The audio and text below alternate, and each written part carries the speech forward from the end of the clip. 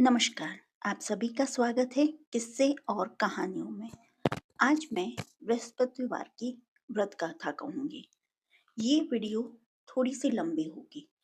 उसकी वजह यह है कि मैं ना सिर्फ आपसे कथा कहना चाहती हूँ, लेकिन मैं चाहती हूँ कि इसका पुण्य पूरा पूरा आपको मिले। जिस दिन आप सारे दिन भूखे रहते हो, व्रत करते हो, लेकिन थोड़ी सी जानकारी के अभाव की वजह से आपको पूरा फल नहीं मिलता है।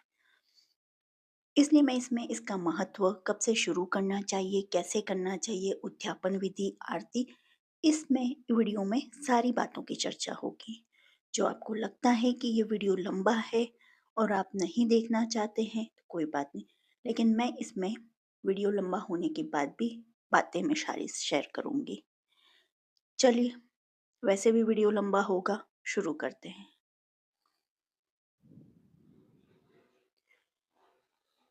बृहस्पतिवार का दिन भगवान विष्णु और देवताओं के गुरु बृहस्पति देव को समर्पित है। बृहस्पति देव के देवताओं का गुरु होने के कारण ही इस दिन को गुरुवार के नाम से ही जाना जाता है। बृहस्पतिवार के दिन भगवान विष्णु को की बृहस्पति देव के रूप में पूजा का विधान है। बृहस्पतिवार व्रत का महत्व, यह व्रत अत्यंत फलदायी है। गुरुवार को व्रत उपवास करके यह कथा पढ़ने से बृहस्पति देवता प्रसन्न होते हैं। बृहस्पति देव को बुद्धि का कारक माना जाता है।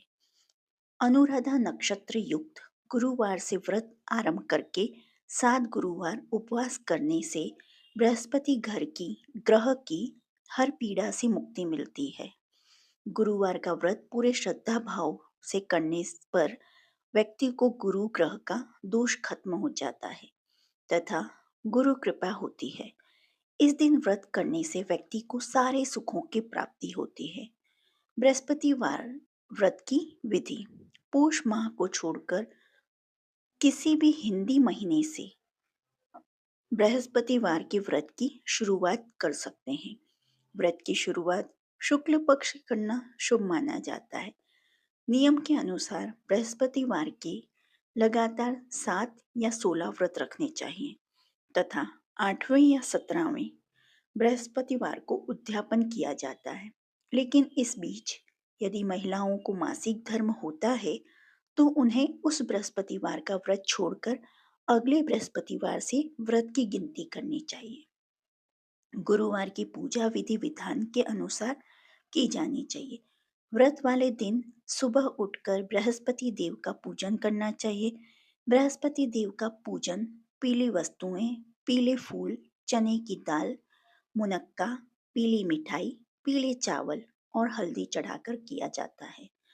अगर ये पूजा केले के पेड़ के सामने कर रहे हैं तो छोटा पीला कपड़ा चढ़ाएं। पूजा के लिए एक लोटे में जल रखें, उसमें थोड़ी सी हल्दी डालकर भगवान या केले के पेड़ को स्नान कराएं। इसके बाद उस लोटे में गुड़ और चने की दाल डाल दें और अगर आप केले के पेड़ की पूजा कर रहे हैं तो उसी पर इसे डाल दें। भगवान का हल्दी या चंदन से तिलक करें, पीला चावल चढ़ाएं, घी का दीपक जलाकर व्रत कथा पढ़ें। कथा के बाद उपले पर हवन करें। संभव हो तो गाय के उपले पर घी डालकर अग्नि प्रज्वलित कर लें, उस पर हवन सामग्री डालें, गुड़ और चने की आहुति दें। 5, 7 या 11 ओम गुम गुरुवे नमः मंत्र का जाप करें, कथा और चालीसा पढ़ें, फिर आरती करें, अंत में क्षमा प्रार्थना करें। किस रंग के कपड़े पहने? बृहस्पति देव को पीला रंग अति प्रिय है, इसलिए बृहस्पतिवार को पीले रंग के वस्त्र धारण करने चाहिए। अगर पीले वस्त्र न हो तो नारंगी रंग के कपड़े भी पहन सकते हैं। बृहस्पतिवार की पौराणिक व्रत कथा, ये कथा दूसरी है, इससे पहले भी मैंने एक अपलोड कर रखी है, चाहें तो आप उसको भी सुन सकते हैं। प्राचीन समय की बात है, एक नगर में एक बड़ा व्यापारी रहता था। वह जहाजों में माल लदवाकर दूसरे देशों में भेजा करता था। वह जिस प्रकार अधिक धन कमाता था उसी प्रकार जी खोलकर दान भी करता था, परंतु उसकी पत्नी अत्यंत कंजूस थी। वह किसी को एक दमड़ी भी नहीं देने देती थी। एक बार सेठ जब दूसरे देश व्यापार करने गया तो पीछे से बृहस्पति देव साधु वेश में उसकी पत्नी से भिक्षा मांगी। व्यापारी की पत्नी बृहस्पति देव से बोली, हे साधु महाराज, मैं इस दान पुण्य से तंग आ गई हूँ। आप कोई ऐसा उपाय बताएं जिससे मेरा सारा धन नष्ट हो जाए और मैं आराम से रह सकूं। मैं यह धन लुटता हुआ नहीं देख सकती। बृहस्पति देव ने कहा, हे देवी, तुम बड़े विचित्र हो। संतान और धन से कोई दुखी नहीं होता। अगर अधिक धन है तो इसे शुभ कार्यों में लगाओ, कुंवारी कन्याओं का विवाह करवाओ, विद्यालय और बाग बगीचों का निर्माण कराओ।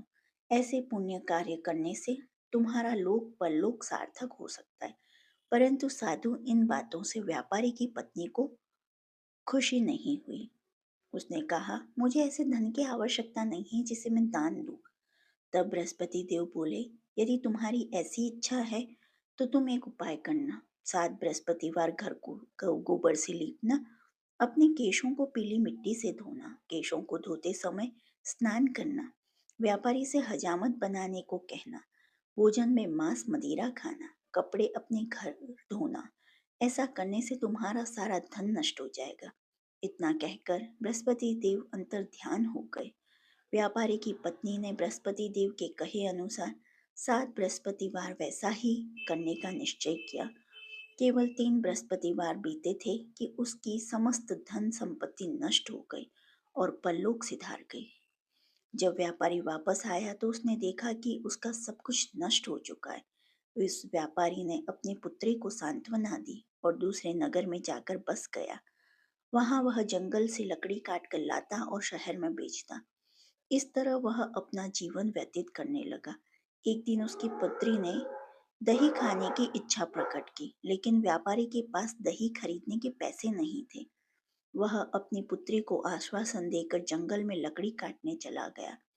वहां एक वृक्ष के नीचे बैठ अपनी पूर्व दशा पर विचार कर रोने लगा। उस दिन बृहस्पतिवार था। तभी वहां बृहस्पति देव साधु के रूप में सेठ के पास आए और बोले, हे मनुष्य, तू इस जंगल में किस चिंता में बैठा है? तब व्यापारी बोला, हे महाराज, आप सब कुछ जानते हैं। इतना कहकर व्यापारी अपनी कहानी सुनाकर रो पड़ा। बृहस्पति देव बोले, देखो बेटा, तुम्हारी पत्नी ने बृहस्पति देव का अपमान किया था, इसी कारण तुम्हारा यह हाल हुआ है। लेकिन अब तुम किसी प्रकार की चिंता मत करो। तुम गुरुवार के दिन बृहस्पति देव का पाठ करो। 2 पैसे के चने और गुड़ को लेकर जल के लोटे में शक्कर डालकर वह अमृत और प्रसाद अपने परिवार के सदस्यों और कथा सुनने वालों में बांट दो। स्वयं भी प्रसाद और चढ़ना मत लो। भगवान तुम्हारा अवश्य कल्याण करेंगे। साधु की बात सुनकर व्यापारी बोला, महाराज, मुझे तो इतना भी नहीं बचता कि मैं अपनी पुत्री को दही लाकर दे सकूं। इस पर साधु जी बोले, तुम लकड़ियां शहर में बेचने जाना, तुम्हें लकड़ियों के दाम पहले से चौगुना मिलेंगे। इससे तुम्हारे सारे कार्य सिद्ध हो जाएंगे। उसने लकड़ियां काटी और शहर में बेचने के लिए चल पड़ा। उसकी लकड़ियां अच्छे दाम में बिक गई, जिससे उसने अपनी पुत्री के लिए दही लिया और गुरुवार की कथा हेतु चना गुड़ लेकर कथा की और प्रसाद बांटकर स्वयं भी खाया। उसी दिन से उसकी सभी कठिनाइयां दूर होने लगी, परंतु अगले बृहस्पतिवार को वह कथा करना भूल गया।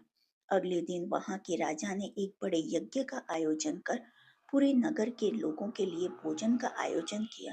राजा की आज्ञा अनुसार पूरा नगर राजा के महल में भोज करने गया, लेकिन व्यापारी व उसकी पुत्री तनिक विलंब से पहुंचे। अतः उन दोनों को राजा ने महल में ले जाकर भोजन कराया। तब वे दोनों लौट कर आए, तब रानी ने देखा कि उसका खूंटी पर टका हुआ हार गायब है। रानी को व्यापारी और उसकी पुत्री पर संदेह हुआ कि उसका हार उन दोनों ने ही चुराया है। राजा की आज्ञा से उन दोनों को कारावास की कोठरी में कैद कर दिया गया। कैद में पड़कर दोनों अत्यंत दुखी हुए। वहां उन्होंने बृहस्पति देवता का स्मरण किया।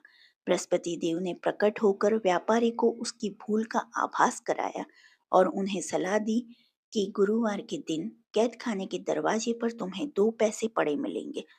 उनसे तुम चने और मुनक्का मंगवाकर विधि पूर्वक बृहस्पति देव का पूजन करना, तुम्हारे सब दुख दूर हो जाएंगे।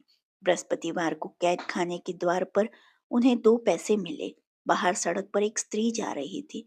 व्यापारी ने उसे बुलाकर गुड़ और चने लाने को कहा। इस पर वह स्त्री बोली, मैं अपनी बहू के लिए गहने लेने जा रही हूँ, मेरे पास समय नहीं है। इतना कहकर वह चली गई। थोड़ी देर बाद वहां से एक और स्त्री निकली। व्यापारी ने उसे बुलाकर कहा कि हे बहन, मुझे बृहस्पतिवार की कथा करनी है, तुम मुझे 2 पैसे का गुड़ चना ला दो।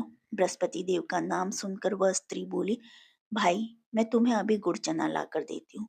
मेरा इकलौता पुत्र मर गया है, मैं उसके लिए कफन लेने जा रही थी, लेकिन मैं पहले तुम्हारा काम करूंगी, उसके बाद अपने पुत्र के लिए कफन लाऊंगी। वह स्त्री बाजार से व्यापारी के लिए गुड़ चना ले आई और स्वयं भी बृहस्पति देव की कथा सुनी। कथा के समाप्त होने पर वह स्त्री कफन लेकर अपने घर गई।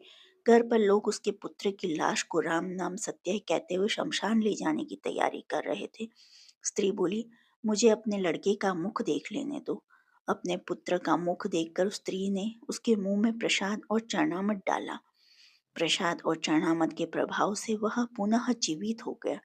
पहले स्त्री जिसने बृहस्पति देव का निरादर किया था, वह जब अपने पुत्र के विवाह हेतु पुत्र वधू के लिए गहने लेकर लौटी और जैसे ही उसका पुत्र घोड़ी पर बैठकर निकला, वैसे ही घोड़ी ने ऐसी उछाल मारी कि वह घोड़ी से गिरकर मर गया।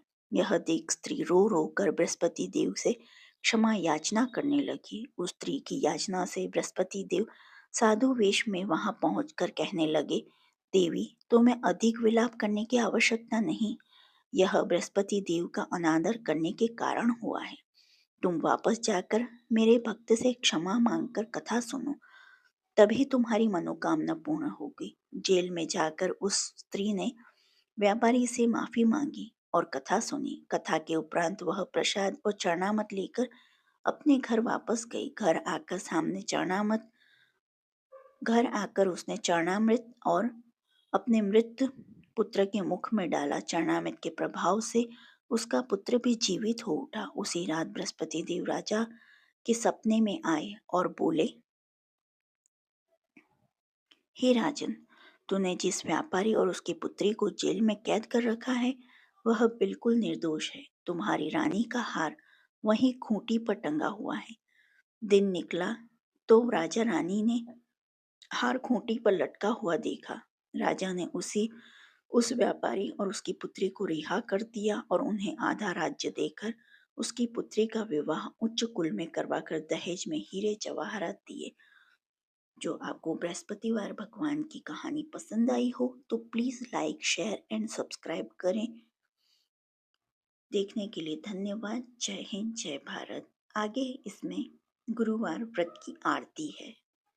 यह आरती करके प्रसाद ग्रहण करके ही उठिएगा। बोले बृहस्पति भगवान की जय।